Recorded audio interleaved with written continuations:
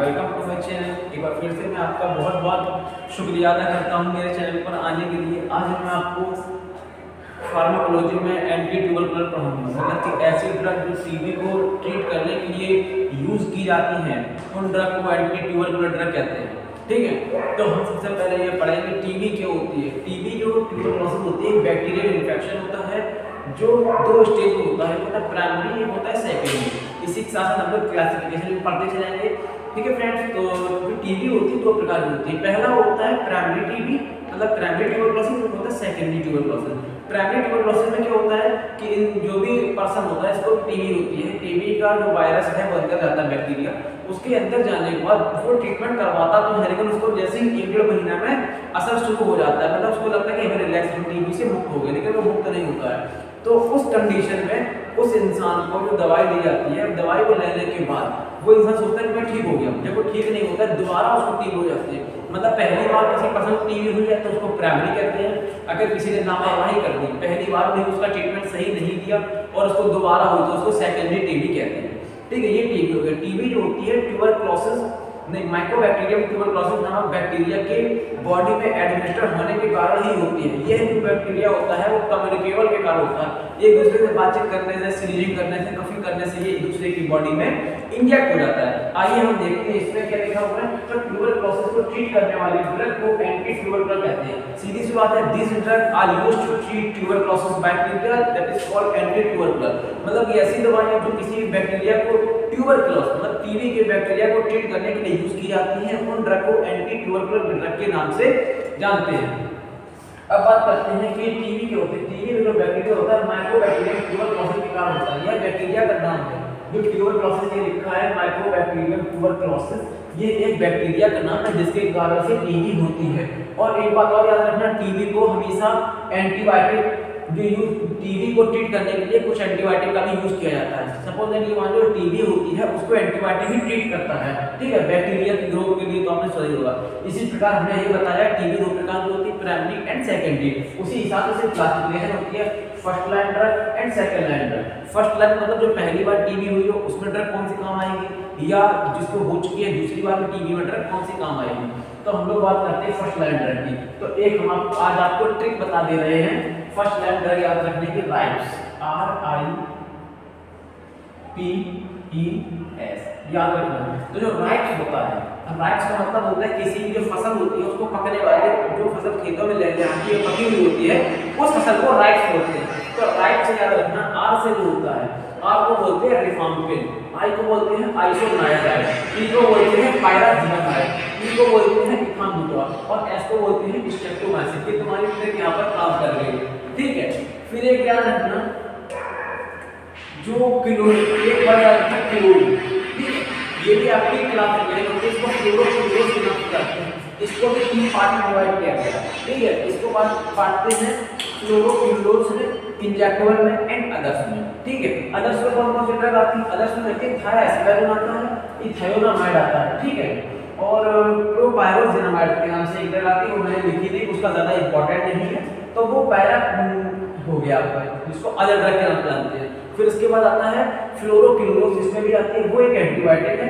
ठीक है, उसमें ड्रग आती है क्लोब, क्या रखना CLOM, CLOM। तो क्लोब याद रखना CLOM। C से सिप्रोफ्लॉक्सासिन, L से लिवोफ्लॉक्सासिन, O से ऑफ्लॉक्सासिन एंड M से ऑक्सीफ्लॉक्सासिन। ये तुम्हारी ड्रग याद करने की ट्रिक थी। ठीक है, फिर उसके बाद आती है साइक्लोसिडिन, याद रखना जो इंजेक्टेबल होती है। टीबी में जो इंजेक्शन लगाए जाते हैं, टीबी को ट्रीट करने के लिए जो वैक्सीन होती है, इंजेक्शन होती है, उनको किस ट्रिक से याद रखते हैं। तो हम सभी लोग अपने बर्थडे मनाते हैं, तो बर्थडे मनाने के लिए बढ़ के आता होगा हम लोग केक, हम लोग केक सभी लोग खाते हैं। तो याद रखना सी से जो होती है वो साइक्लोसिडिन, ये ड्रग लिखी है साइक्लोसिडिन होती है। फिर उसके बाद ए जो आता है वो ए से अमीका से, के के बाद आता है के वो बोलते हैं कैनामाइसिन। तो ये हमारी ट्रिक आपको कैसी लगी हमें कमेंट में जरूर बताना कि ये ट्रिक से हमने आज आपको पढ़ाया है, याद करने के लिए कोई जरूरत ज़्यादा है, आपको टाइम नहीं लगेगा इसको याद करने के लिए। फिर इसके बाद हम बात करते हैं इसके इंडिकेशन के लिए।